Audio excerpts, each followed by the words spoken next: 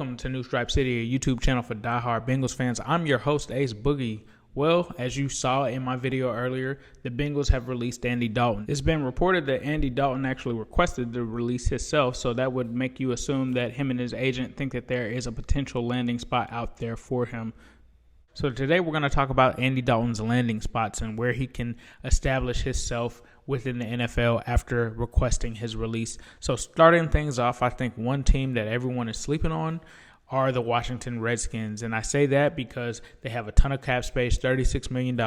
They have a rookie quarterback in Dwayne Haskins, yes. However, this was a guy that was picked by the previous regime, the last regime's GM, the last regime's coach. That does not mean that he is a viable starter for them. That does not mean that he is the answer. They did draft Chase Young. However, this is a guy that they could bring in, Andy Dalton, where he could initially come in and do something and become the starter. I mean, it wouldn't be hard for him to do that.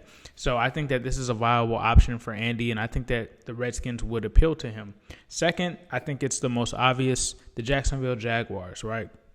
When we talk about them, Jay Gruden is there. There's that obvious connection. He was the guy that wanted to draft Andy Dalton to the Bengals. And so, of course, he would campaign for the Jaguars to go ahead and sign Andy. Here's the issue with Jacksonville.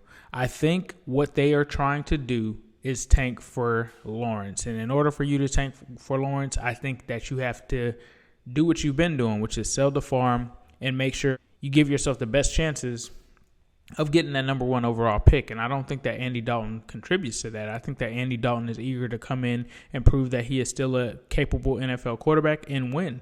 So I'm not sure if that fits the future, but there is a strong case for this to happen. And I think that another place that is kind of flown under the radar that could be a potential landing spot for Andy Dalton, the Denver Broncos. How committed are they to Drew Lock? I mean, yes, he finished 4-1. He looked good against the Lions and Texans, but he struggled against Kansas City, and he was average against the other teams that he faced down that stretch. Now, does that mean that he's the guy? I'm not sure. I'm not sure if John Elway knows. And given the failures that the Broncos have had at quarterback lately, I'm not sure if you can put all your eggs in the Drew Lock basket. So I think that Andy Dalton would be best suited in terms of looking at all of his options. And I think Denver Broncos are a great option for him. They have a lot of cap space. He'd stay in the AFC. I think that there's a lot of appeal there in terms of staying there. So I think the Broncos are actually pretty high. Now, everyone's talking about the Patriots. I like the Patriots as a spot where Andy could go in and start immediately. The issue is they only have $1 million. So in order for him to take a deal there, he'd have to take pennies on the dollar, or they'd have to make some adjustments to their cap. Now, that could happen. They could reach out to certain veterans and get them to restructure their deal, but that would take some time. But if the Patriots do indeed do that, I think that they initially jump into the driver's seat as the team that's ready to bring Andy Dalton in as a starter, and I think that that's why most people look at them that way. So Patriots, you definitely can't sleep on them. We just have to see what Bill Belichick has up his sleeve. Then it brings me to the last team, and that's the Lions. I think that the Lions are a sleeper team as well. They've got a lot of cap space. There's been reports that they want to move on from Matt Stafford. I'm not sure how true that is. Detroit fans, if you're in here, let me know.